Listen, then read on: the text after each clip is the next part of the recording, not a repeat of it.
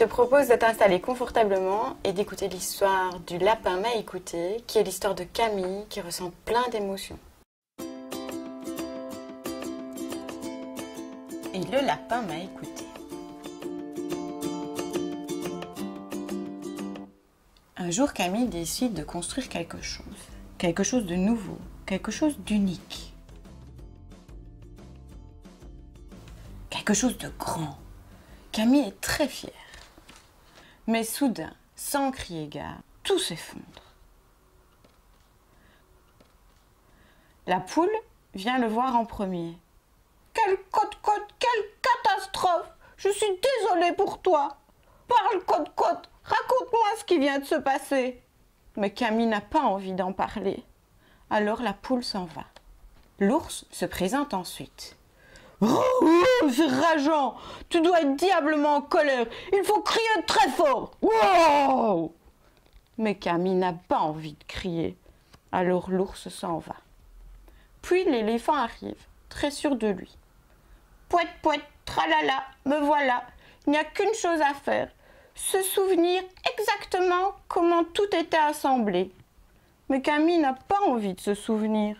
Alors l'éléphant s'en va. Les animaux continuent de défiler, les uns après les autres. La hyène. « Hi, il vaut mieux en rigoler !» L'autruche. « Pouf! Faisons comme si de rien n'était !» Le kangourou. « Hop, hop, hop! Quel bazar! Dépêchons-nous de tout ranger !» Et le serpent.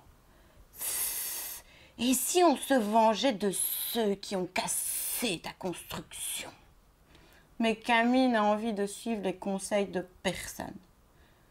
Alors tous les animaux finissent par partir. Et Camille se retrouve tout seul. Et Camille n'entend pas le lapin arriver.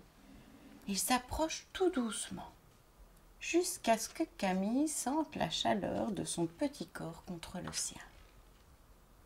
Il y a un long silence.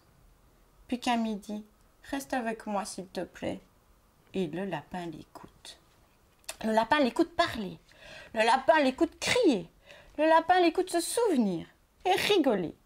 Le lapin écoute Camille qui veut faire comme si de rien n'était. Puis tout ranger, puis se venger. Pendant tout ce temps, le lapin reste.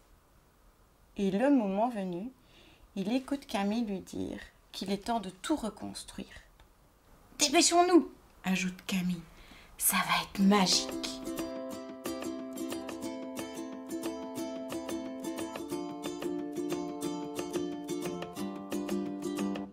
Tout comme Camille, j'imagine que toi aussi, dans ta tête, il y a des tas d'émotions.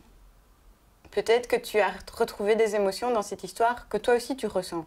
Ça peut être la colère, ça peut être la joie, la frustration, les peurs. Et j'espère que tout comme Camille, tu as aussi rencontré des personnes sur ta route qui t'ont aidé à les exprimer. En lien avec cette histoire, j'aimerais te proposer une activité créative. Alors pour ça, j'aimerais que tu prennes une feuille de papier, des marqueurs, des crayons, ce que tu trouves chez toi. Et sur cette feuille de papier, de pouvoir représenter les contours de ton cœur. Et dans ce cœur ou dans ce corps, j'aimerais que tu prennes des couleurs et que tu y associes une émotion. Et que tu puisses les remplir avec ce que tu ressens là, maintenant, pour le moment. Peut-être tu peux associer une couleur. La joie pourrait être jaune, ou peut-être que tu as envie de mettre des symboles, ou peut-être des mots qui parlent de ces émotions.